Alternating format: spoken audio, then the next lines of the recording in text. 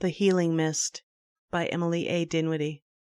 In relocating to the Scottish borderlands, I found a very inexpensive home listed in the papers. I called the listing agent and agreed to see the property. The agent and I showed up at the property. She opened the house and stayed outside while I walked in, exploring every room and hallway. Finding the light switches easily, I turned on the lights in each room, then turned them off as I left. One particular room with a bay window seat caught my eye. This would be perfect for my writing room, I said to myself. The lights went out for 5 seconds. When they turned back on, there was a note stuck to my window. It said one word: "Run." I turned around and looked as to what might be the cause of the note. Seeing nothing, but hearing creaking noises, I decided to run out of the room, down the hallway, and past a misty something hovering in a doorway. I continue to run out the front door, turning to see if anything is following me, only to find that the misty something is indeed following and closing in on me. The agent was nowhere in sight. I run harder, zigzagging through the woods, trying to escape it. The mist, as I now call it, sees my course changes and follows, right through the trees. I continue running, over the nearby boulders, over the large logs, becoming increasingly tired.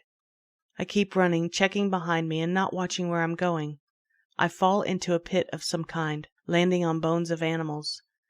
I try to stand up, and a great pain stabs through my leg. It's been cut. I tear a part of my shirt tail off and use it as a bandage, tying it around my leg at the cut. I get up carefully, balancing on my good leg, and feel along the sides of the pit. It's dirt with little rocks.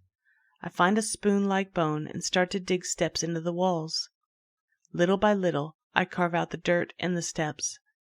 After a good while, what seemed like hours, I finally broke through the surface and climbed out carefully, looking around to see if anything is waiting for me.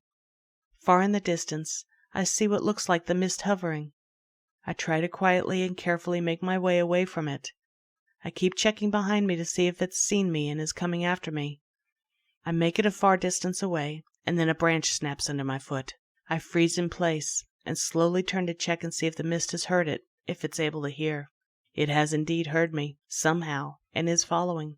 I scramble to my feet, moving as quickly as I can. But of course, being disabled, the mist catches up to me. It moves in front of me and hovers, stopping me. "No," I say, "please don't hurt me."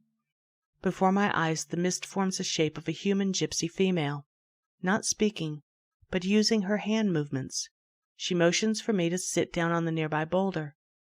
I hobble over to the boulder, sit down, and elevate my leg beside me. I untie it and expose the coagulating 6-inch wound. I carefully pull the remnants of cloth out of the wound, and the mist moves closer, reaching a hand towards my leg.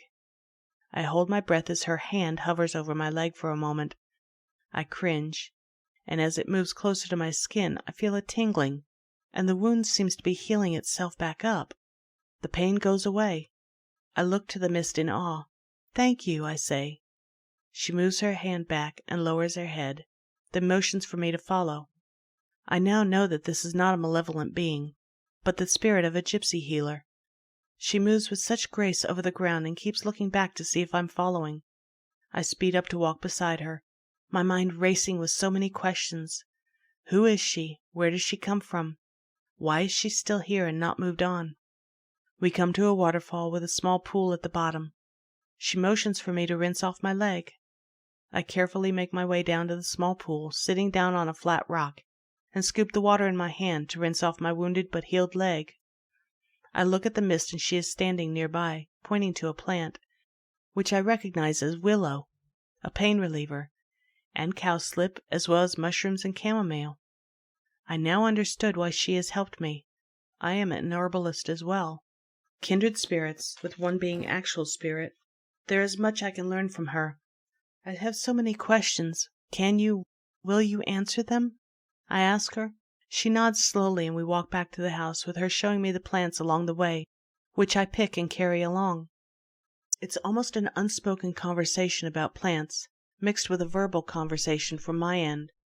"Who are you? Or rather, what is your name?" I inquire. She points to the chamomile plant in my hand. "Chamomile?" I say. She moves her hands as if cutting something in half. "Cammy?" I ask, and she nods her head slowly. "Are you a gypsy healer?" alluding to what she seemed to be wearing, and she nods again. How long have you been here and not moved on? She shakes her head, not wanting to answer. Is there something keeping you here? I ask, and she nods and points towards the house. I look at the house, which seems to have a gray hue hanging over it. I look at her curiously. Something in the house is keeping you here? She nods again and moves into the house. I follow her in and down into the basement, turning on the light switch before descending the stairs. When I reach the bottom, I gasp as there is a skeleton leaning against one of the posts holding up the house. She points towards it. Is that you? I inquire, and she nods and bows her head. She raises her head and moves towards me, arms extended. I hold my arms out and her mist envelops my arms. It's a form of communication, more of feelings than of words. All becomes clear to me.